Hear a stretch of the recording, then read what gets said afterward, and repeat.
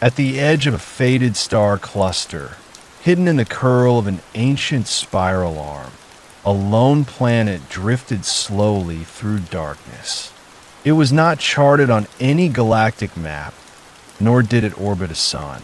It was a rogue, a sleeping world, cold and forgotten, wrapped in the silence of interstellar night. Yet it lived beneath layers of crystallized clouds, and drifting frost lay a city, Nimmery Station, half buried in the soil of a forgotten age. Its buildings glowed faintly, pulsing once every few seconds like the heartbeat of something dreaming. And within that city, in the tallest spire that rose from its center, a girl named Sela stirred. Her eyes opened slowly, soft gray, rimmed with silver light. She had been asleep for a long, long time. Her memory came to her not in words, but in feelings. Loneliness, weightlessness, and a strange warmth that had kept her alive in the dark. The room around her glowed dimly. Walls of curved metal hummed quietly. Light filtered through a translucent ceiling like moonlight through water. Sela sat up, blinking. She was alone, but not afraid. A soft voice spoke beside her, gentle and kind. "Welcome back, Sela," it said. "You've been in stasis for 2009 years." She turned toward the voice. A glowing sphere hovered near her shoulder, blue and white and humming softly. "Who are you?" "I am Amari," the voice replied. "I have watched over Nimmery while you slept. You are the last." Sela placed her hand on her chest. She felt her own heartbeat, and for a moment, it was the only sound that filled the room. "I dreamed of light," she whispered, "but it was only dark. Now the stars are waking again," Amari said gently. "And so are you." And above them, beyond the glass ceiling, a distant star blinked to life, just one, a sign that the long night might finally be ending. Sela walked slowly through the corridors of Nimmery Station, her bare feet brushing soft layers of preserved dust. The lights followed her gently, motion sensitive or perhaps simply attentive, like old friends stirred by her return. The architecture was smooth and organic, all soft curves and arching walls, built not for efficiency, but for comfort. There were no sharp corners, no harsh lights.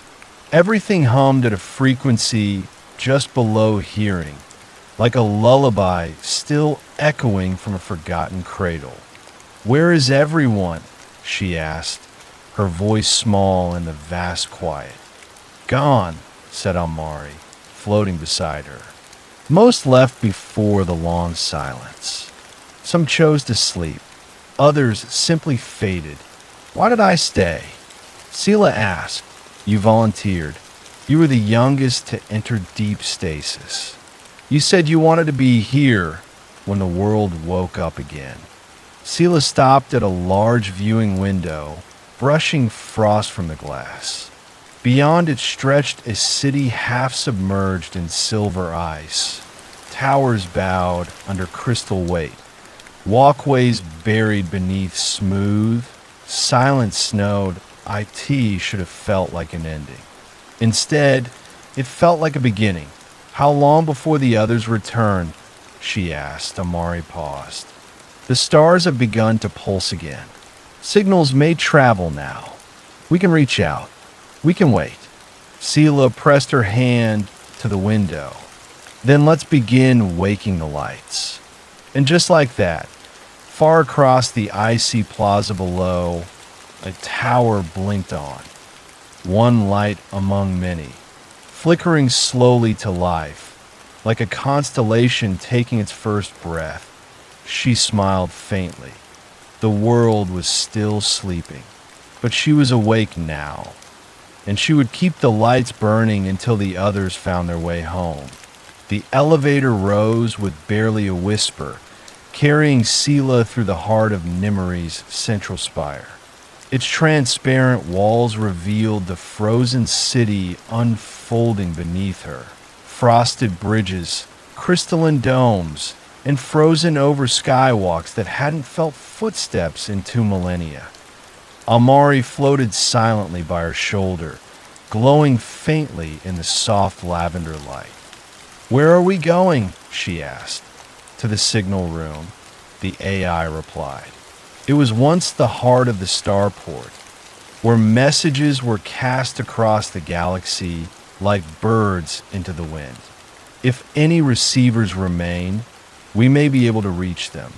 The elevator stopped at the topmost level, and the doors opened with a sigh.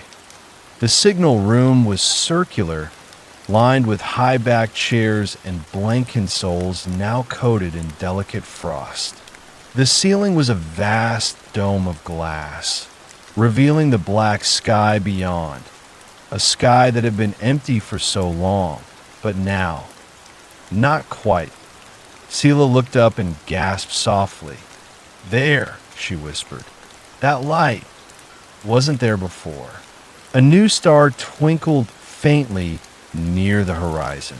It wasn't bright, not yet, but it pulsed, steady and rhythmic, unlike the fixed points around it. "Is it a ship?" she asked. "It could be," Amari said. "Or a relay beacon. Perhaps another station. I will attempt a connection." Sela moved to the central console. She ran her fingers over the interface, watching it flicker back to life beneath her touch. It reminded me of her, running pulse scan, transmitting beacon code, awaiting reply. Amari intoned softly. They waited, and then, like a whisper across the deep, pinged out a single quiet reply. Sela's eyes filled with tears. "We're not alone anymore." Amari's glow warmed beside her. "No," the AI said. "We never were. We were only waiting." The reply was brief, only a single tone, but it carried weight, like a hand pressed softly to the shoulder after years in solitude. The consoles around Sela lit one by one, responding to the call like petals unfolding after frost. "Is there a message?" she asked, heart fluttering with something that felt like joy, but quieter, steadier. "Not yet," Amari said. But the signal was deliberate. It means someone else is listening. Sela moved around the room, brushing her fingers over the interfaces. Soft golden lights responded beneath her touch, revealing maps of once busy trade routes and now lost colonies. Red lines crossed them all, paths cut by time, by silence, by forgetfulness. They're all gone. "Dormant," Amari replied gently, "like Nimri, waiting for someone to reawaken them." She touched one of the red routes. As her fingertip passed over it, the line glowed briefly, then turned white. "Amari," she said softly, "I want to send a message." "To whom?" "To anyone. Everyone." Amari paused.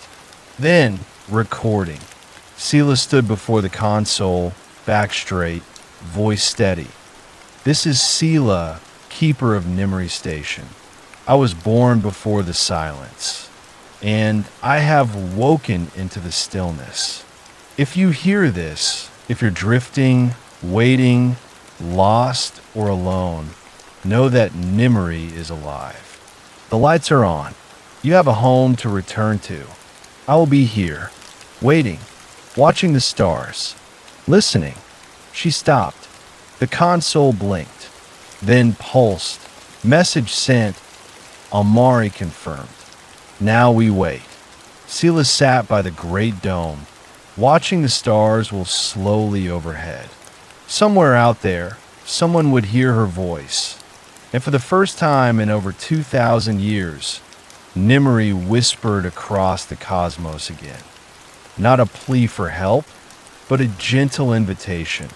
The city of Nimri began to wake in slow, graceful stages.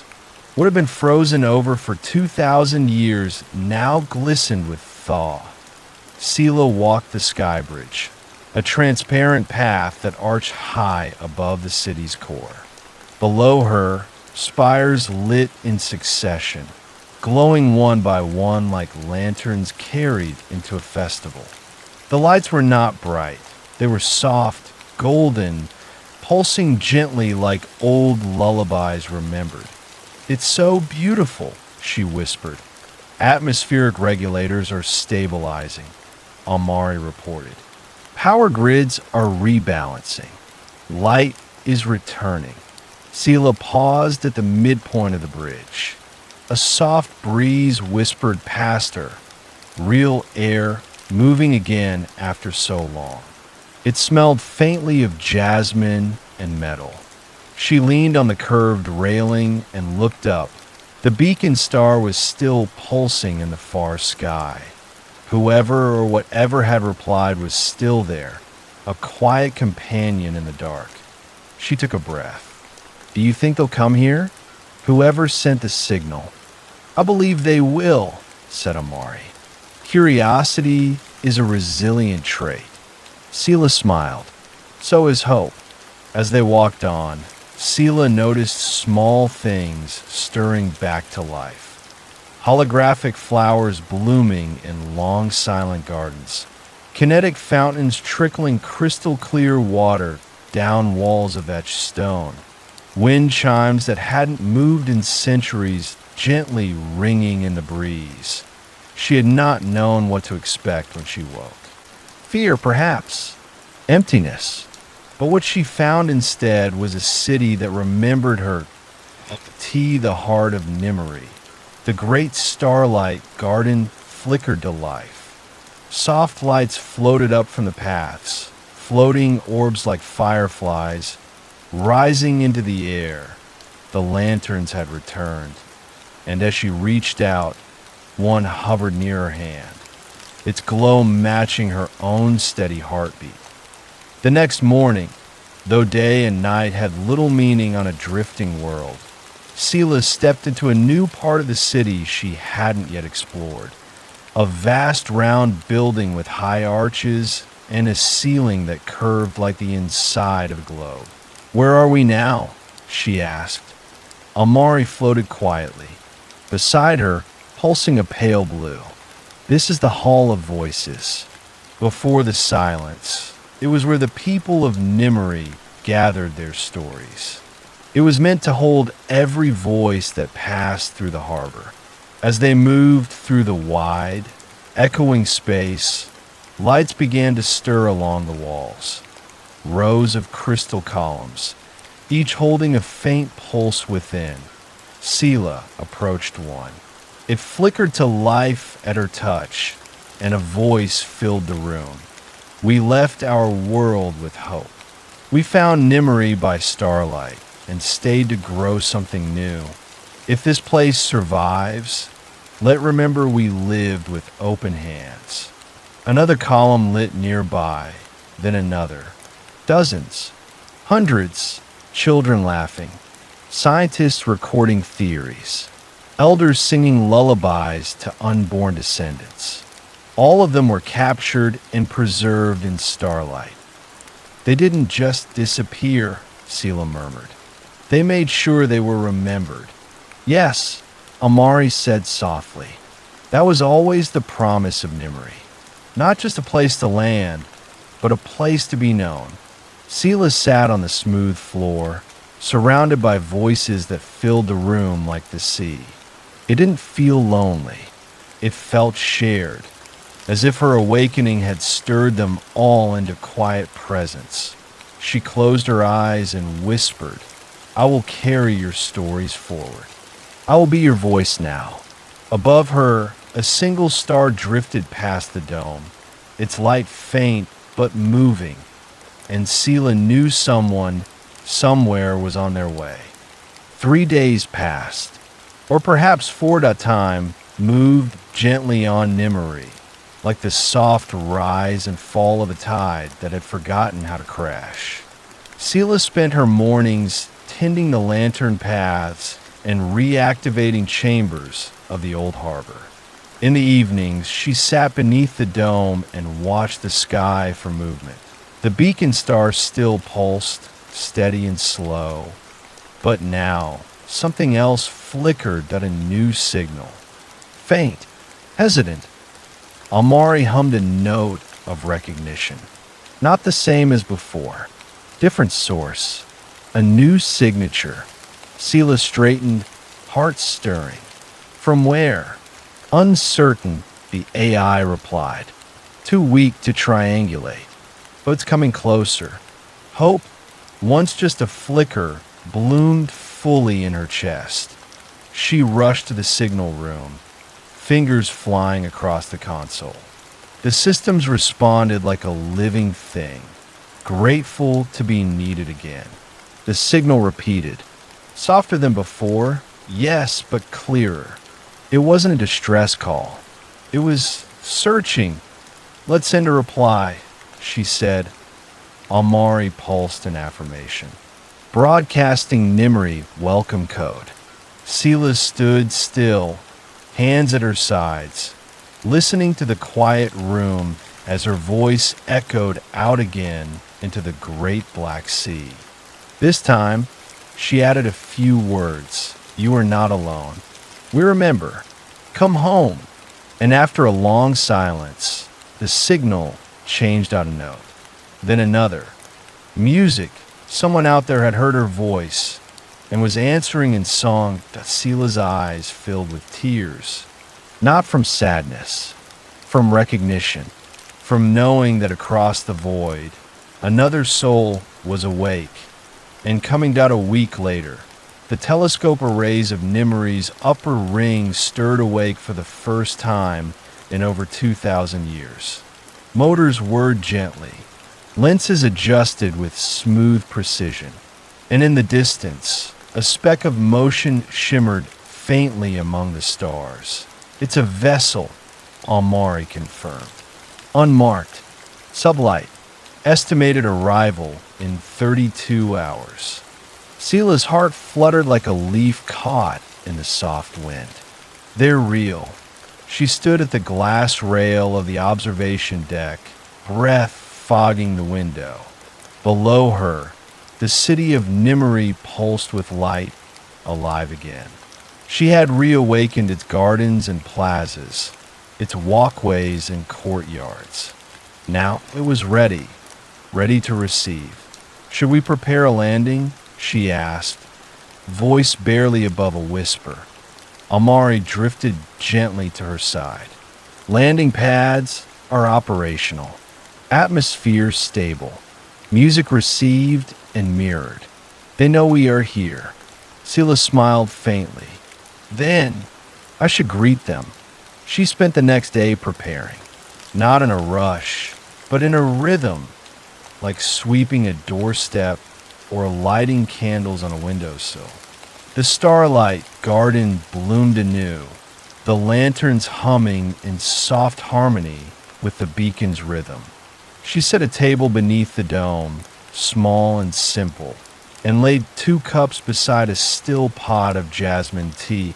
And then, as the 22nd hour approached, a sound, the hush of engines from the eastern edge of the city, a warm glow descended, like a second sunrise. The ship was small, sleek, golden white with frost clinging to its hull. It settled with grace upon the ancient landing circle, its lights dimming as the engines fell silent. Sela walked alone to meet them. Her heart was steady now as the ramp opened. Warm light spilling into the night, a figure stepped out, wrapped in a weathered coat, eyes wide with wonder. They met in silence. No need for words. Both had heard the other across the dark. And now, the harbor had welcomed home its second light. The figure who stepped down the ramp was a young man, tall, with hair the color of bronze starlight and a long travel-worn coat that still shimmered faintly with dust from some forgotten system. He looked around as if breathing in the city with his eyes. "You're real," he said softly, voice hoarse from quiet years. "So are you," Sela replied, smiling that he approached slowly, hands visible, as though afraid to disturb the moment. "I'm Kale," he said, pausing before her, "navigator of the lyric drift. I've been listening to voices for years. Most were echoes. Yours was different." She tilted her head gently. "How long have you been alone?" He looked to the sky. "A long time. Too long. I didn't think anyone would answer anymore." Sela's expression softened. "Almost didn't send anything at all. But you did," he said, "and it saved me."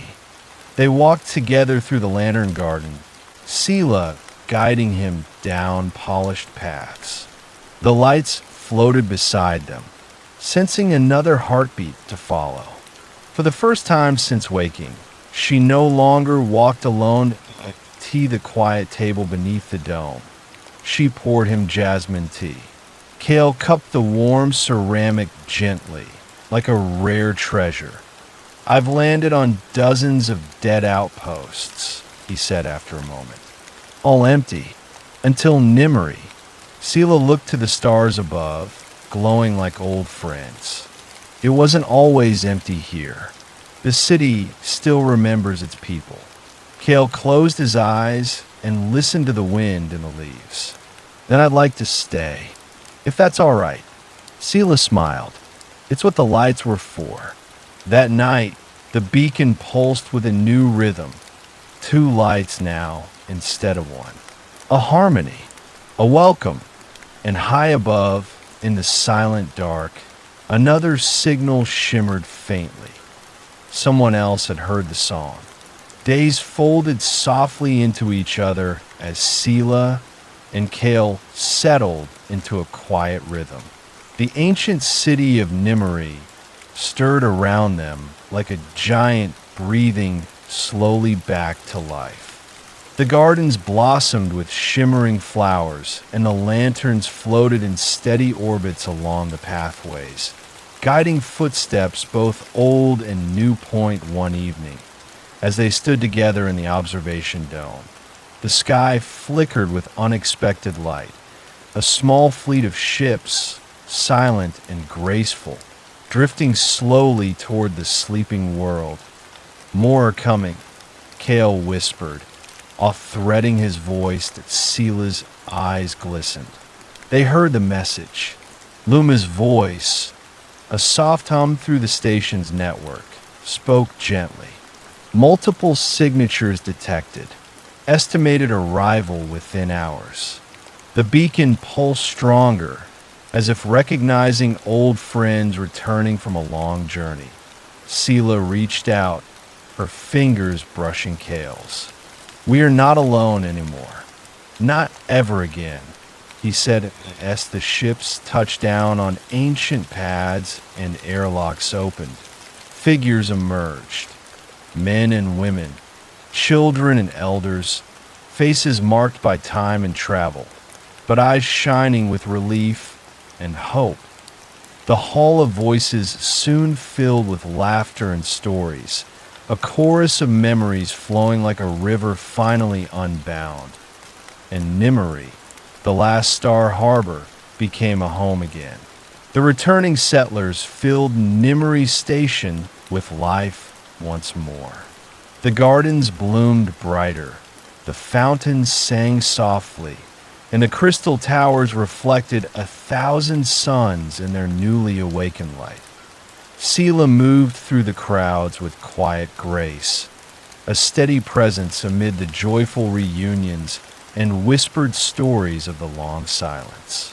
Kale stood beside her, helping coordinate repairs and revivals, his navigator's mind eager to rebuild the paths between stars point one evening.